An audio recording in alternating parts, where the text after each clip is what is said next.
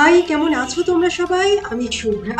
Digital ডায়েরিতে তোমাদের সবাইকে ওয়েলকাম। আজকেও স্মৃতির পাতা থেকে একটা গল্প রইল তোমাদের জন্য। এই প্যাচপ্যাচে গরমে বসে একটা ঠান্ডার দিনের গল্প বলবো তোমাদের। সাংসারিক, শারীরিক নানা কারণে গল্পগুলো তো বলা হয়নি তোমাদের, তাই দেরি হলেও গল্পগুলো বলছি। আর এই দেরির জন্য আমি সত্যি খুব দুঃখিত। মেহার তখন স্কুলে শীতের ছুটি শুরু হয়ে গেছে। এরকমই একটা ছুটির দিনে আমরা বেরিয়ে পড়েছিলাম কর্ণাটকা চিত্রকলা পরিষদে। আমাদের ব্যাঙ্গালোর সিটির একদম কেন্দ্রে বিশাল এরিয়া জুড়ে একটা আর্ট কলেজ আর তার সাথে একটা বিশাল বড় আর্ট গ্যালারি আছে। আর্ট গ্যালারিটা হচ্ছে ব্যাঙ্গালোরের অন্যতম একটা টুরিস্ট স্পট। নাম তার কর্ণাটকা চিত্রকলা পরিষদ। সারা বিশ্বের বিখ্যাত শিল্পীদের আঁকা অসংখ্য ছবি এই গ্যালারিতে শোভা পায়। শুধু শিল্পী নয়, আর্ট কলেজের বহু ছাত্রছাত্রীদের ছবি গ্যালারিতে শোভা পায়। ছবি বিক্রিও হয় এখানে সারা বছর ধরে। কয়েক বছর আগে আমরা সবাই মিলে এসেছিলাম এই আর্ট গ্যালারিতে। তখন বাবা মানে আমার শ্বশুর মশাইও এসেছিলেন আমাদের সাথে। কত বড় বিশাল গ্যালারিটা ঘুরে প্রায় 2-3 ঘন্টা ধরে সমস্ত ছবি দেখেছিলাম আমরা। এখন তো বাবা আর আসতে পারেন না শারীরিক কারণে, তাই আমরাই 3 জনে বেরিয়ে পড়েছি। এই গেল আর্ট গ্যালারির বিল্ডিং এর ভেতরের গল্প। এবার আসি আর্ট গ্যালারির বাইরে। আর আর্ট গ্যালারির বাইরে বড় বড় গাছপালায় ঘেরা বিশাল এরিয়া। আর এদের এই বিশাল এরিয়ার কিছু অংশ জুড়ে সারা বছরই কোনো না কোনো প্রদর্শনী বা এক্সিবিশন চলতে থাকে। দেশের নানা জায়গা থেকে নানা ব্যবসায়ী আসে তাদের নিজেদের জিনিসপত্র নিয়ে পসরা সাজিয়ে। কেনা বেচা চলতে থাকে ক্রেতা বিক্রেতার মধ্যে। বলতে গেলে প্রায় মেলার মতোই লাগে এটা। এইবারে ডিসেম্বরে প্রায় 1 মাসের মতো চলেছিল এই সারি সারি দোকানের কেনা বেচার মেলা। আর এই সারি সারি দোকানের মেলার নাম ছিল মিনা বাজার। কয়েকদিন আগে নিউজ পেপার থেকে জানতে পারলাম এই মিনা বাজারের কথা। তখনই প্ল্যান করে নিয়েছিলাম মেহার উইন্টার ভ্যাকেশন পড়লে একদিন চলে আসবো। আগেরবার আমরা যখন এসেছিলাম তখন শুধু গ্যালারিতে ছবি দেখেছিলাম।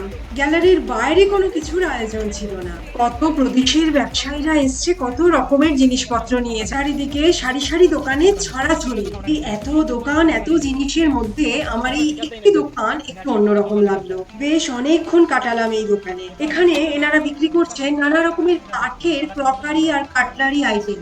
আর সবচেয়ে আশ্চর্য যেটা দেখে হলাম সেটা হলো সিশেল দিয়ে বানানো ক্রকারি দেখে। থালা বাটি গ্লাস সবকিছু ঝিনুক আর শঙ্খ দিয়ে বানানো। কয়েকটা জিনিস না কিনে আমিও লোভ সামলাতে পারলাম না। উডেন এই জিনিসগুলো নিয়েছি।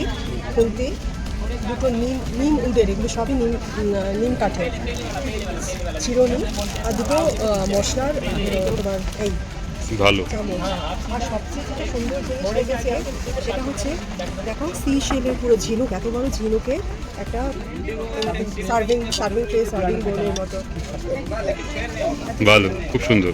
এটা এরকম জিনিস আমি কোথাও না, আমিও দেখিনি। কোনোদিন নয়, ফার্স্ট টাইম। হ্যাঁ, নেহা আবার করিও বানিয়ে নিয়েছে এখান থেকে। এইটা হচ্ছে আমি এটার সঙ্গে ম্যাচ করে একটা ছোটো স্পুন নিয়েছি যদি কখনো লাগে কিছুতে। আর এটার পেছনে আবার একটা দুখানা কড়ি দেওয়া আছে ব্যালেন্স করবার জন্য, আচ্ছা। স্ট্যান্ডের মতো। আমি এক্সট্রা আরও দুখানা নিয়ে নিয়েছি। এটা হচ্ছে মেহা আবার নিয়ে নিচ্ছে। খুব সুন্দর দেখতে, সত্যি খুব সুন্দর দেখতে। এটা নাকি পেপার ওয়েটের মতো কাজ করবে। নেই বাস করবে। এখানে বেশ কিছু সময় কাটিয়ে বেশ কিছু জিনিস কিনে আমরা এগোতে থাকলাম সারি সারি নতুন দোকানের দিকে।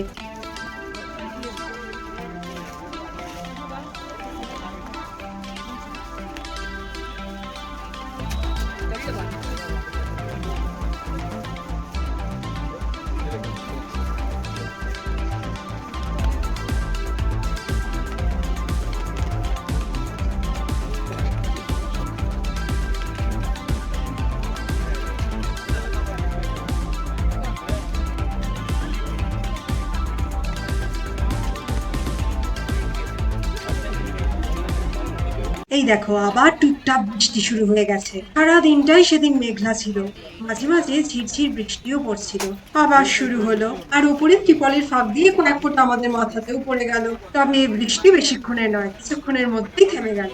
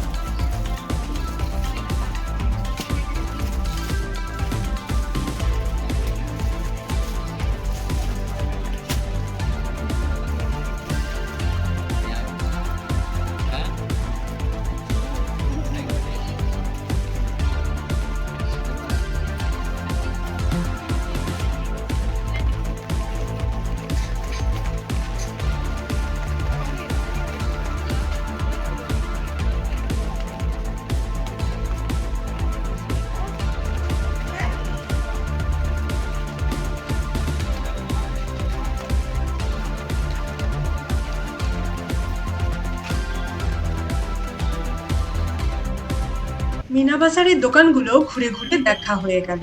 এখানেই আরেকটা বিল্ডিং এ শাড়ির এক্সিবিশন চলছে, মাহেশ্বরী আর চান্দেরি শাড়ির এক্সিবিশন। মিনা বাজার থেকে বেরিয়ে শাড়ির এক্সিবিশন দেখতে ঢুকলাম। মনে মনে একটু ইচ্ছাও হয়েছিল যদি কোনো একটা শাড়ি পছন্দ হয়ে যায় তাহলে সেটা কিনেও নিতে পারি। ও বাবা, ভেতরে ঢুকে এক একটা শাড়ির যা দাম শুনছিলাম, আমার তো প্রায় আটকে ওঠার জোগাড়। 20,000 টাকার নিচে শাড়ি প্রায় নেই বললেই চলে। তাও যে কটা আছে আমাদের বাঙালিদের পছন্দ হবে না। আমাদের বাংলার এত রকমের শাড়ি আর তার ঐতিহ্য, সব মিলিয়ে বাংলার শাড়ি জগৎ বিখ্যাত বলা যায়। আর আমরা বাঙালিরাও শাড়ির ব্যাপারে কিন্তু বেশ চুজি। তবে এই কালোর উপর জরির কাজের শাড়িটা বেশ পছন্দ হয়েছিল। সারা গায়ে জোড়া হরিণ, মা হরিণ আর তার শিশু। খুব ভালো লেগেছিল শাড়িটা, গোল্ডেন আর সিলভার জরির কাজ করা। কিন্তু দাম শুনে নেওয়ার ইচ্ছাটা চলে গেল। এবারে পুজোর কেনা শাড়িগুলোই আমার পরা হয়ে ওঠেনি। মেহার হাফ ইয়ারলি পরীক্ষা শেষ হলো মহালয়ার আগের দিন। মহালয়ার দিন শাড়ি কিনতে গেছিলাম, তাই শাড়িগুলো পুজোর আগে আর রেডি হয়ে ওঠেনি। এতগুলো শাড়ি অলরেডি জমে আছে, পরা হয়নি। আবার কেন এতগুলো টাকা খরচ করে শাড়ি কিনে জমিয়ে রাখি বলো? অ্যাকচুয়ালি আমার অবস্থাটা হয়েছিল একদম আঙুর ফল টকের সেই শেয়ালটার মতো। শাড়ি যখন কেনা হলো না তখন এইভাবেই নিজেকে খুশি করতে হয়। মিনা বাজার আর শাড়ির এক্সিবিশন দেখে এই বড় বড় গাছপালার মধ্যে দিয়ে হাঁটতে হাঁটতে আমরা চললাম মেন গেটের দিকে। এবার বাড়ি যেতে হবে, কিছুক্ষণের মধ্যে সন্ধ্যাও লেগে যাবে। মেঘলা দিনে আবার তাড়াতাড়ি অন্ধকার হয়ে যায়। গাড়ির জন্য এখানে এই মেন গেটে বেশ কিছুক্ষণ অপেক্ষা করতে হলো। কাছাকাছি গাড়িটা পার্ক করতে পারিনি, বেশ দূরে পার্ক করতে হয়েছে। আরো বেশ কিছু লোকজন এখানে অপেক্ষা করছিল আমাদেরই মতো। দেখতে দেখতে সময় কেটে গেল। এর মধ্যে আবার অল্প অল্প বৃষ্টিও শুরু হয়ে গেছে। এর মধ্যে ড্রাইভার গাড়িও নিয়ে চলে এলো আর আমরা চললাম বাড়ির পথে। আমাদের ঘোরাও শেষ হলো আর তার সাথে বৃষ্টিও শুরু হয়ে গেল। তবে বিকেলটা কিন্তু দারুণ কাটলো। আর এখন গাড়ির কাঁচ থেকে বৃষ্টি ভেজা ব্যস্ত শহরটাকে দেখতেও খুব ভালো লাগছে। আমরা এখন আছি হার্ট অফ দ্য সিটিতে। চারপাশটা বেশ সাজানো গোছানো, বড় বড় রাস্তাগুলো সাপের মতো বেঁকে গেছে।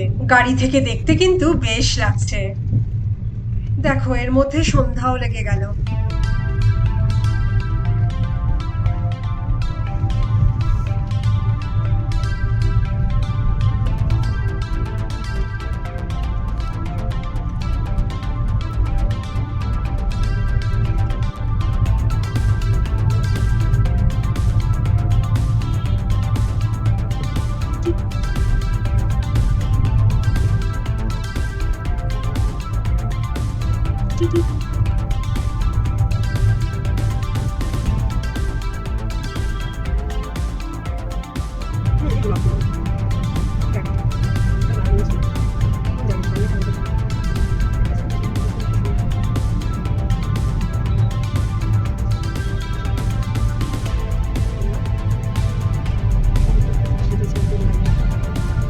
চলে এলাম বাড়িতে। আমাদের অ্যাপার্টমেন্টটাকেও কি সুন্দর করে সাজানো হয়েছে লাইট দিয়ে, দেখাই তোমাদের দাঁড়াও।